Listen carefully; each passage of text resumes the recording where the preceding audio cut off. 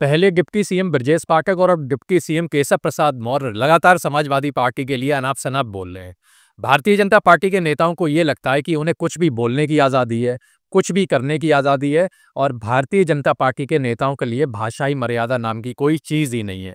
पहले तो भारतीय जनता पार्टी के लिए दूसरे दलों के लिए बोलेंगे कि आपकी पार्टी का डीएनए गड़बड़ है, आपके पार्टी के डीएनए में कोई कमी है। लेकिन जब विपक्ष इन पे पलटवार करता है तब ये विलाप करने लगते हैं और समाज को ये दिखाने की कोशिश करते हैं कि विपक्ष के नेताओं को बोलने की तमीज़ नहीं है और विपक्ष के नेताओं को अपनी भाषाई मर्यादा का बिल्कुल भी ख्याल नहीं है।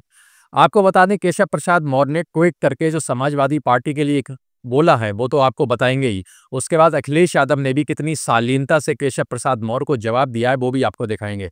सबसे पहले देखिए, केशव प्रसाद मौर्य ट्वीट करके लिखते हैं कि सपा का मतलब लठैतवाद और कांग्रेस का मतलब छम्मवाद और भारतीय जनता पार्टी का मतलब प्रखर राष्ट्रवाद।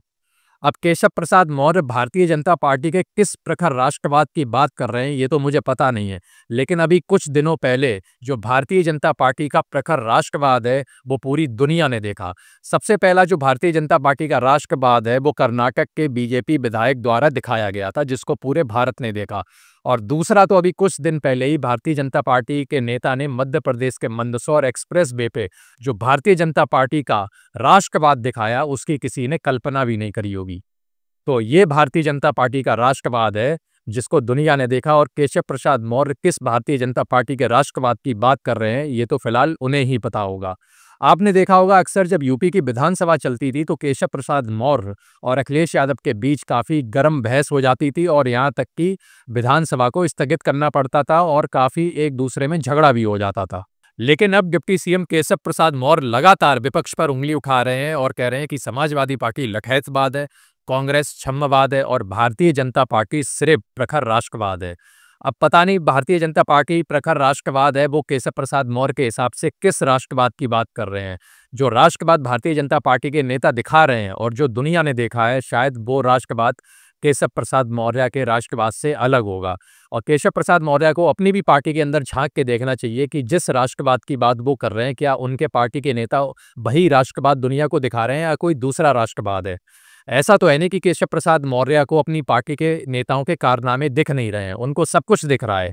लेकिन उन नेताओं के कारनामे पर जब केशव प्रसाद मौर्य या भारतीय जनता पार्टी के किसी भी बड़े नेता से सवाल किया जाएगा तो इनके मुंह से एक भी शब्द नहीं निकलेगा, से केवल ये विपक्ष को बदनाम करने की कोशिश करेंगे। खैर, अखिलेश यादव ने ट्वीट करके केशव प्रसाद मौर्य को क्या जवाब दिया है आप पढ़िए।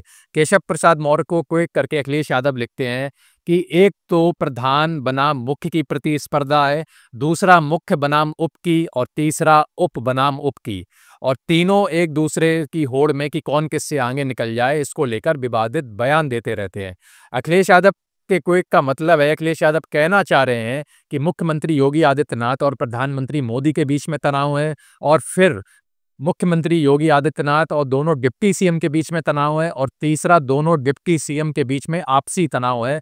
और दोनों डिप्टी सीएम ये एक दूसरे को देखते रहते हैं कि कौन डिप्टी सीएम विवादित बयान दे रहा है और कौन कितनी सुर्खियां बटोर रहा है। इसी के चक्कर में वो दोनों विवादित बयान देते रहते हैं कि कौन किससे आगे निकल जाए।